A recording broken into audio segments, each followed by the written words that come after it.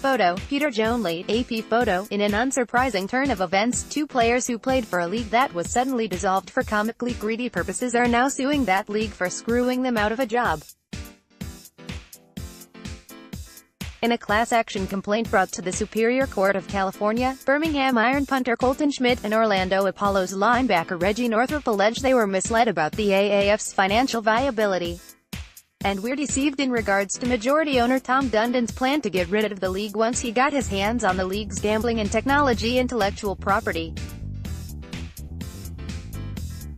The players' lawyers argue Schmidt and Northrup would not have subjected themselves to serious risk of physical or damage to their health or foregone other financial opportunities had they been aware of these things. According to the complaint, the two players, acting individually and on behalf of all players who contracted with the AAF, are seeking damages for breach of contract, breach of implied covenant of good faith and fair dealing, promissory estoppel, violating labor codes, violating business and professions codes, fraud, false promise and inducing breach of contract. The players' lawyers are essentially arguing a few major things. First, that players who signed with the AAF had more than enough reason to believe the league would last much longer than it did. The suit cites examples of CEO Charlie Ebersol talking about the alliance's long-term goals.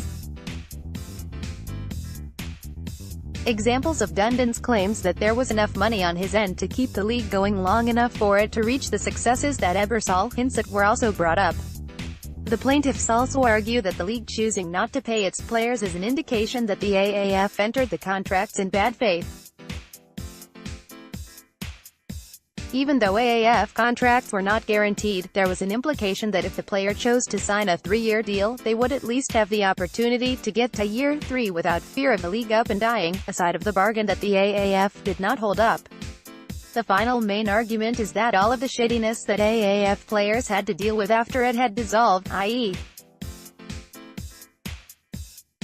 having to pay for their own flights back home from suddenly cancelled road games, were a result of the AAF, Dundon and Ebersol intentionally defrauding players about the league's long-term viability, and hiding the fact that the AAF was insolvent, by not breaking the news to players until it was too late.